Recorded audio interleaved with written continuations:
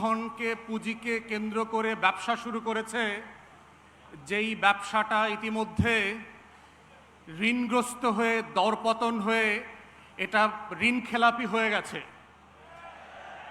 আমরা গত 17 বছর ধরে মুক্তিযুদ্ধ ব্যবসা দেখতে দেখতে ক্লান্ত হয়ে যায় নাই।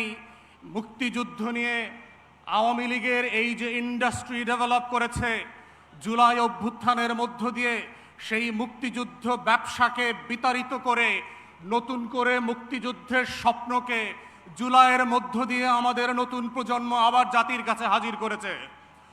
কিন্তু আমরা দুঃখজনকভাবে দেখতে পাচ্ছি, যেই পুঁজি, যেই মূলধন বরফের পানির মতো চৈত্রের রোদে ঠাই ঠাই করে পানিতে পরিণত হয়ে গেছে, সেই পুঁজিকে কেন্দ্র করে আবার ৭২-এর সংবিধান ব্যবসায় নেমেছে জাতীয়তাবাদী দল, যার রাজনীতি, যার আদর্শ, শহীদ জিয়ার পলিটিক্যাল প্রেমিসিস কোনো কিছুর সাথে এই ৭২-এর সংবিধান যায় না।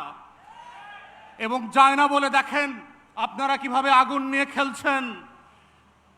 মান্যবর সাবেক প্রধানমন্ত্রী, বিতাড়িত প্রধানমন্ত্রী, উনি অন রেকর্ড ভিডিওতে বলেছেন যে উনি পদত্যাগ করেন নাই। ওনার এমপ্লয়ি চুপ্পু সে বলেছে তিনি কোনো পদত্যাগপত্র পান নাই। তাহলে ৭২-এর সংবিধান মোতাবেক, ২৪-এর ডামি নির্বাচন মোতাবেক যেই প্রধানমন্ত্রী পদত্যাগ করেন নাই আর যার কাছে পদত্যাগপত্র দেওয়া হয়েছিল তিনি পান নাই, তিনি এখনো ৭২-এর সংবিধান মোতাবেক বাংলাদেশের প্রধানমন্ত্রী।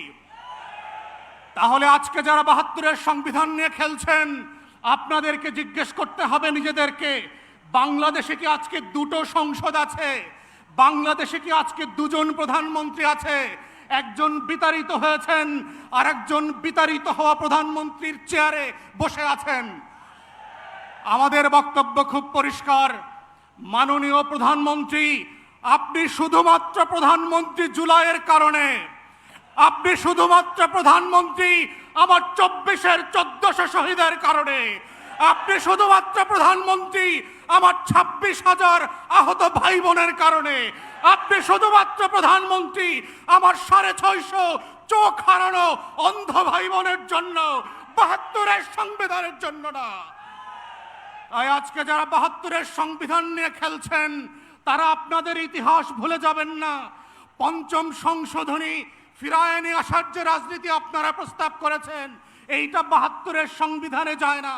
৭২-এর সংবিধান মোতাবেক শেখ মুজিবুর রহমান এখনো জাতির জনক, এখনো স্বাধীনতার ঘোষক।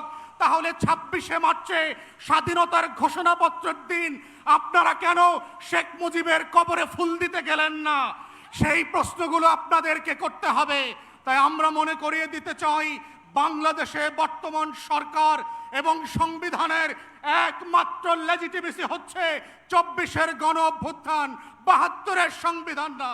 তাই এই গণ অভ্যুত্থানকে যদি আগামী দিনের রাজনীতি, বাংলাদেশ রাষ্ট্র বিনির্মাণের রক্ষা কবচ করতে হয়, সেটা শুধুমাত্র জুলাই সনদ অক্ষরে অক্ষরে বাস্তবায়নের মাধ্যমে, গণভোটের গণরায় বাস্তবায়নের মাধ্যমেই সম্ভব। ৭২-এর নাটক দিয়ে সম্ভব হবে না। সবাইকে সেই আহ্বান জানিয়ে আমার বক্তব্য এখানে শেষ করছি। আসসালামু আলাইকুম।